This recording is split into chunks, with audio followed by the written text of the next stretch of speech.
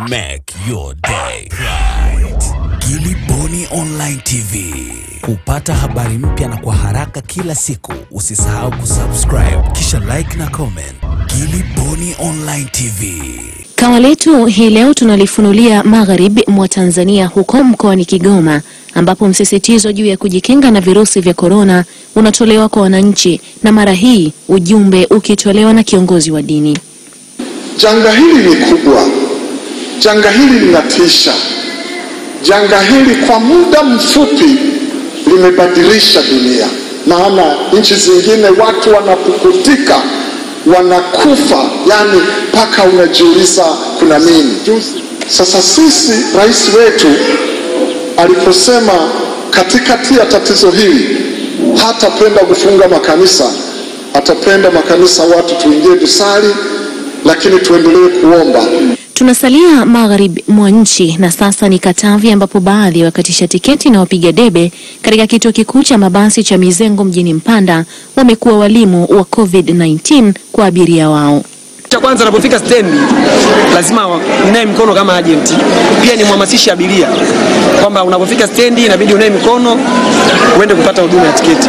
Unapofika hapa getini, cha kwanza unawa mikono au kubasi. Unaona? Kisha nawa mikono ndio unaingia ndani. Na humu ndani inatua kama moja hivi kuingia na abiria.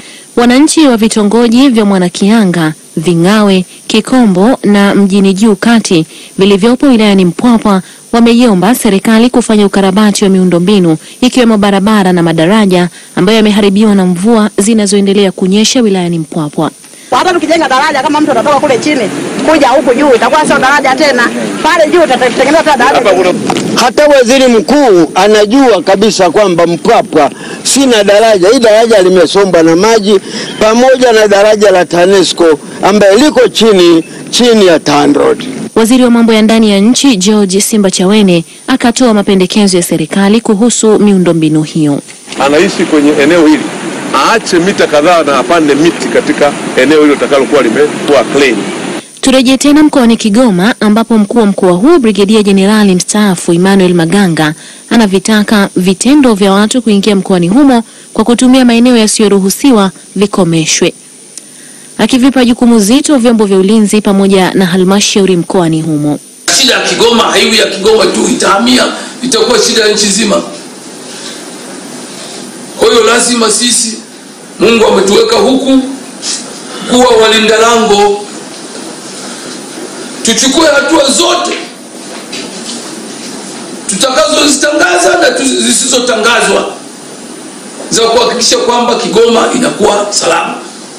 Na hivyo ndivyo tunavyolifunika Kawa sana katika arivio, na tuanze kuangalia yale ambayo tutakupitisha kwa siku ya leo, ambapo safari ya mwisho wa jemedari wa habari Tanzania Marini Hassan Marini aliyefariki dunia jana asubuhi jijini Dar es Salaam, na niseme tu mshumaa umezima baada ya miaka 48 ya maisha yake duniani. Marini Hassan Marini hatimaye amezikwa hii leo katika makaburi ya Mwanakwerekwe visiwani Unguja. Kuruthumali ana taarifa zaidi. Marini au mataswadu juhul wasat fi mawqif, nyuso zilizojaa simanzi. Hapa ni Kibweni, eneo la Bububu, nyumbani kwa nguli na mtangazaji marehemu Marini Hassan Marini. Baada ya kisomo, mwili wake unachukuliwa nyumbani na kupelekwa katika msikiti wa Amani kwa ibada ya mwisho. Na kisha zoezi la maziko.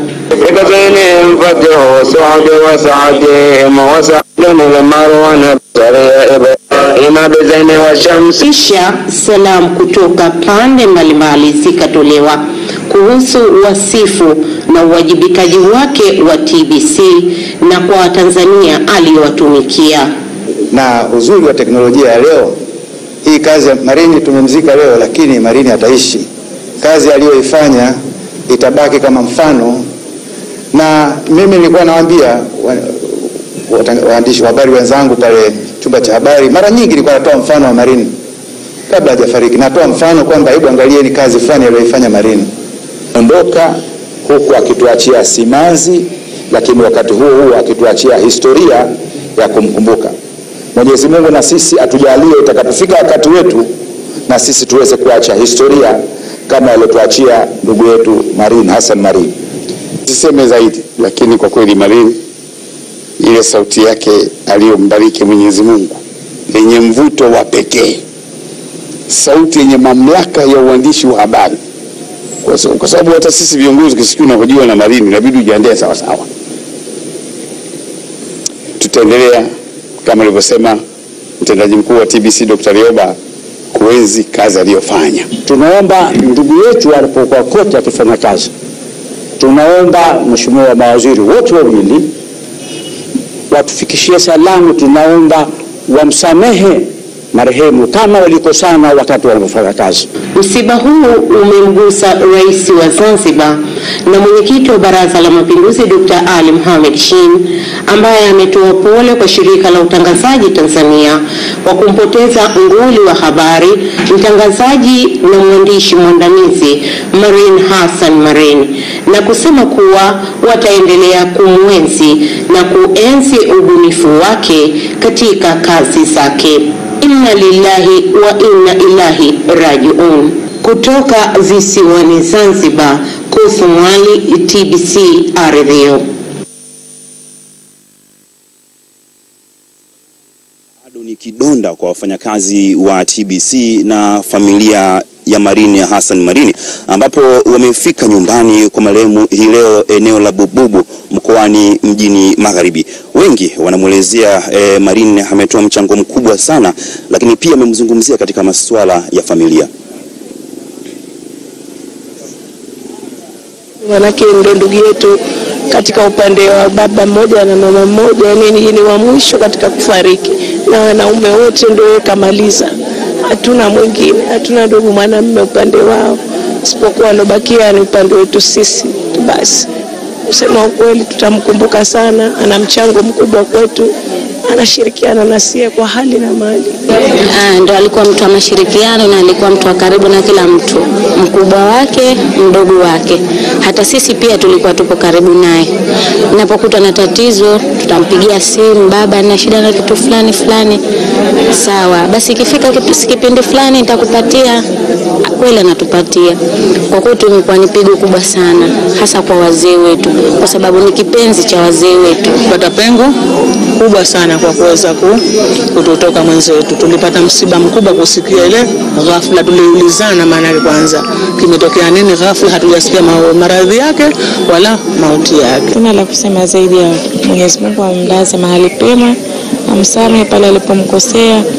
Sisi tutaendelea kumuombea dua na majukumu ambayo ametuachia, ikiwemo kuanzisha kwa Ardhio. Mimi baada ya kumaliza shughuli ya uzinduzi, maana mimi nilikuwa niko upande wa hafla ile, nilipomaliza kwenye hafla nikakumbuka Marin hajala.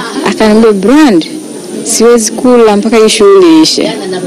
Vitu vyote ambavyo vinaendelea mpaka sasa hivi, kitu chochote ambacho anakianzisha Marin lazima kitaendelea. Napata taarifa kwamba Marin amefariki, inaniuma sana. Najua ni kazi ya Mwenyezi Mungu. Mwenyezi Mungu amesema kwamba sisi sote tumetoka kwake na tutarudi kwake. Inna lillahi wa inna ilaihi rajiun.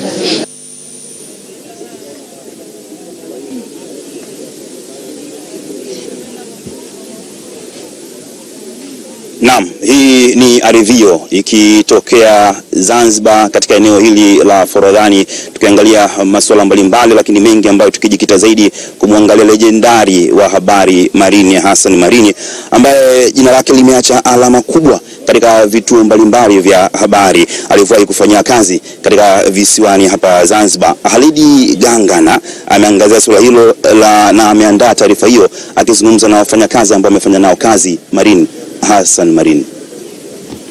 Miaka 48 ya Marin Hassan Marin kuzaliwa, kuishi na kufa inatamatika mwaka 2020 kutoka 1972.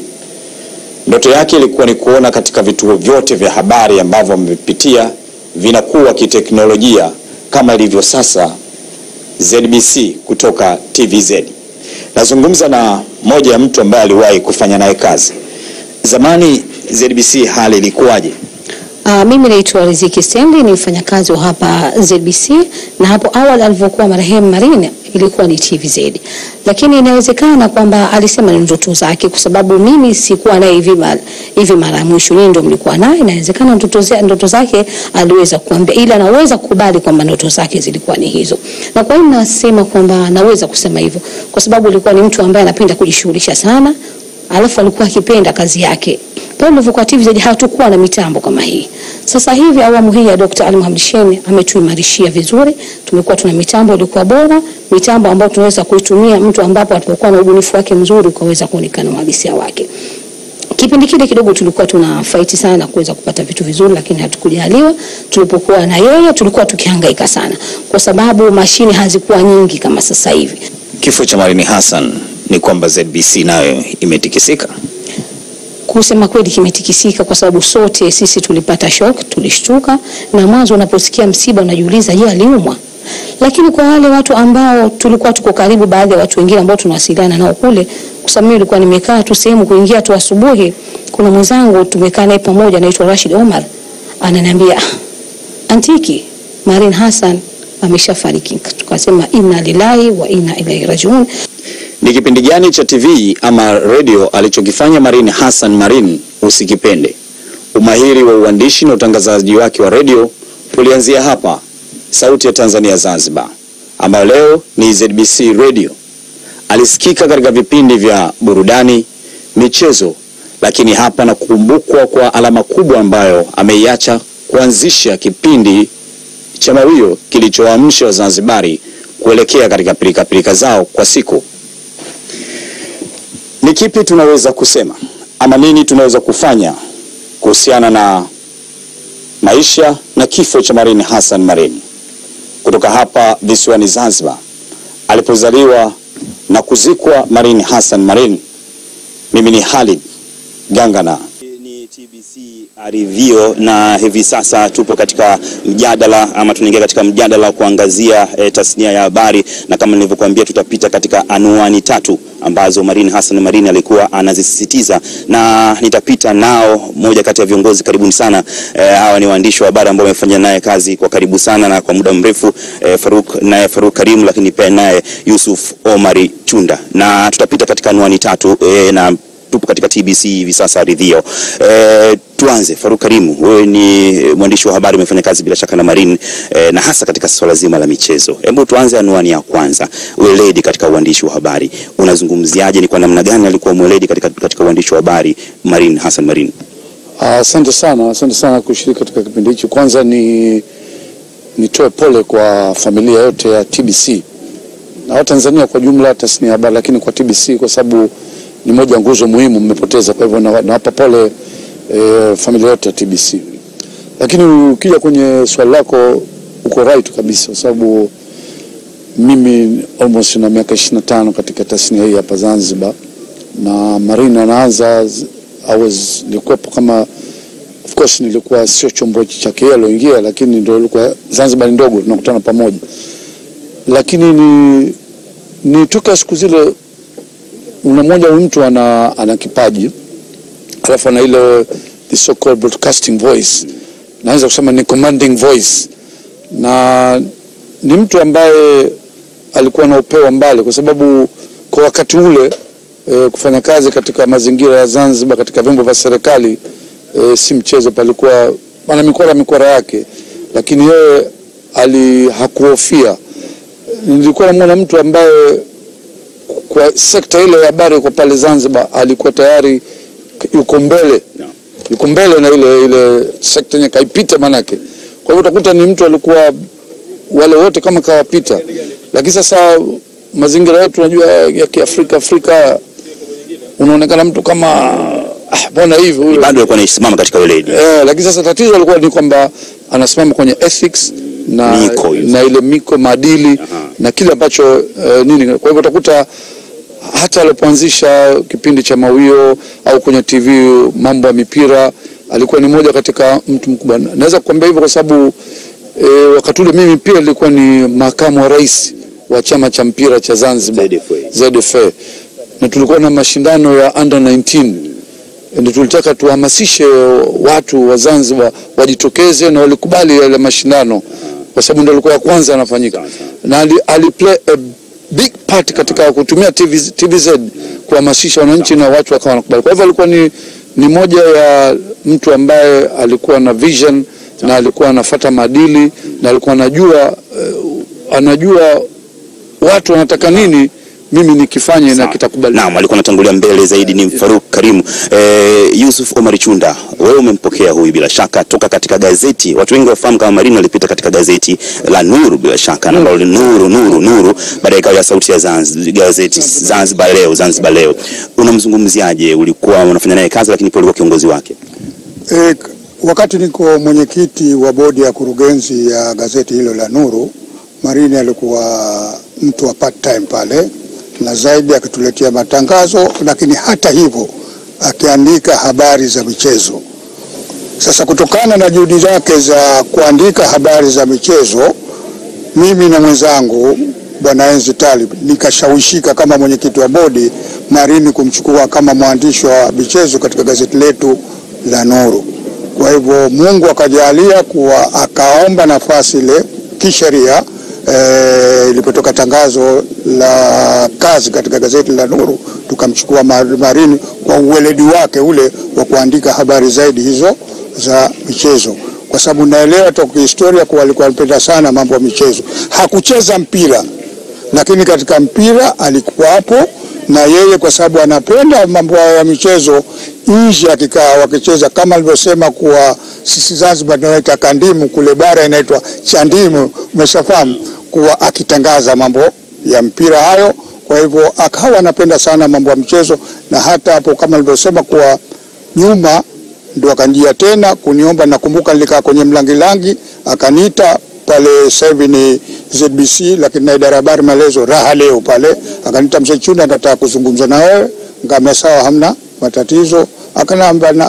Akasema naomba mzee unisaidie kwenda television Zanzibar nifanye kazi ya utangazaji.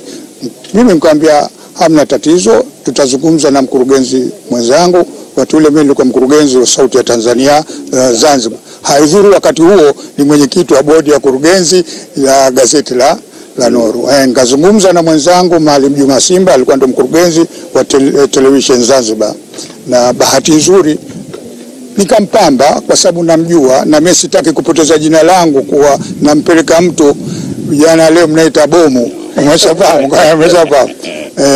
Akaenda kule akampokea Maalim Juma Simba uzuri sana. Nikamwambia la kistaarabu, Maalim Juma nakuletea mtu huyu, muangalie, je anaweza na aliweza. Anaweza utangazaji. Sikutaka kumwambia kwa mchukue huyu kama mtangazaji, haidhuru mie nataka ule awe mtangazaji. Masa kwa sababu kuna lugha za kidiplomasia, uwezi mambo mengine ukenda moja kwa moja tu. Lakini kwa kifupi ni kwamba alikuwa mweledi sana katika tasnia hiyo, na hata kwa television kipindi cha michezo alikuwa akifanya, lakini kwa sababu ya ubunifu wake, uzuri wake, akafanya vipindi mbalimbali katika television zetu. Unajua hakuna kitu kizuri kama hasa kwenye michezo ukavuta ile mass. Na hapa Faruk, sasa nataka nije katika swala zima la ubunifu, anwani ya pili. Naam, ukaivuta ile mass, alafu sasa ile mass ukaifanya, kwa sababu kipindi cha michezo unajua kinafanyika saa 2, mfano saa 2 usiku, let's say saa 2:30 whatever time ile.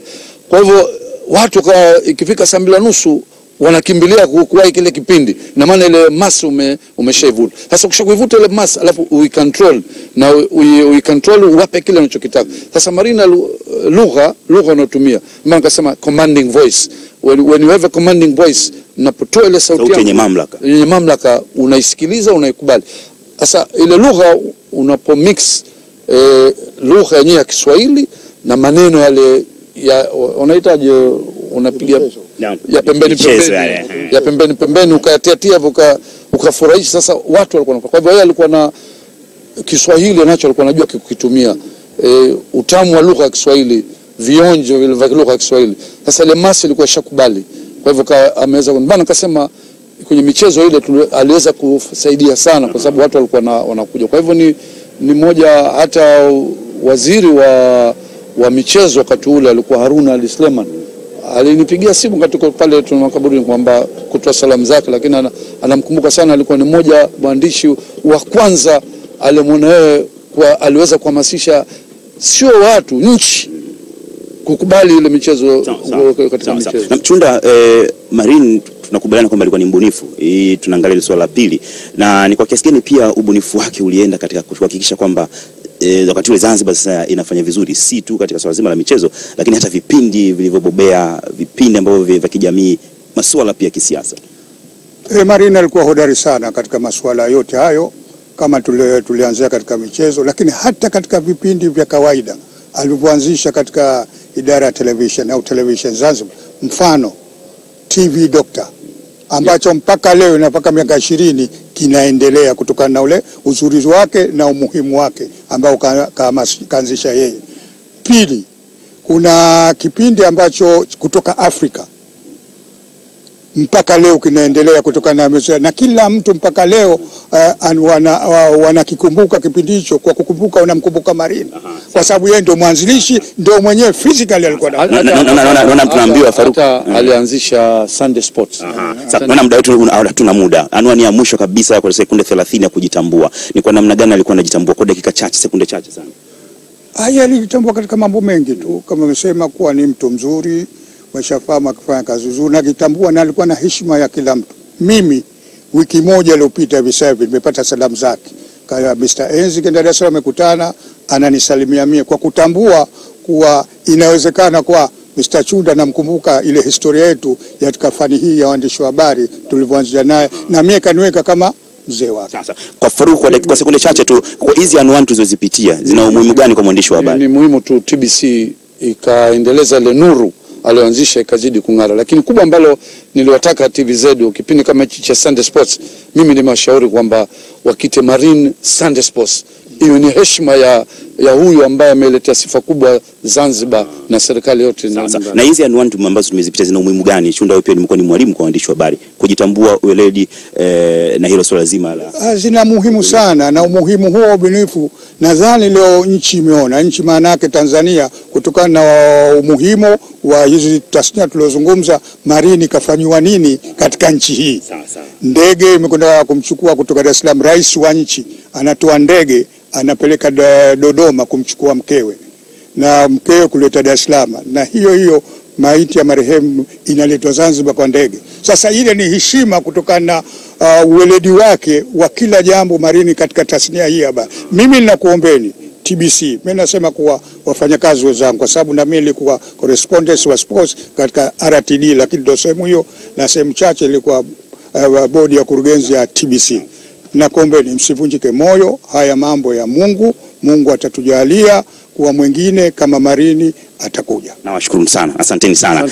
Na hao ni wanahabari ambao walifanya naye kazi kwa karibu sana Marine Hassan Marine. Yusuf Omar Chunda ambaye aliwahi pia kuwa mkurugenzi wa ZBC, lakini Faruk Karim, moja kati ya waandishi nguli kabisa katika swala zima la michezo. Na hivi sasa basi ambayo tumekupitisha katika yale ambayo yameweza kujiri hapa Zanzibar, ndio hivyo tumekupitisha. Namuona Paul Alphonse sasa hivi kazi ni kwako kuweza kuwapitisha katika ridhio kwa saa ambalo limebaki na lika ambazo zimebaki. Paul Alphonse. Make your day right.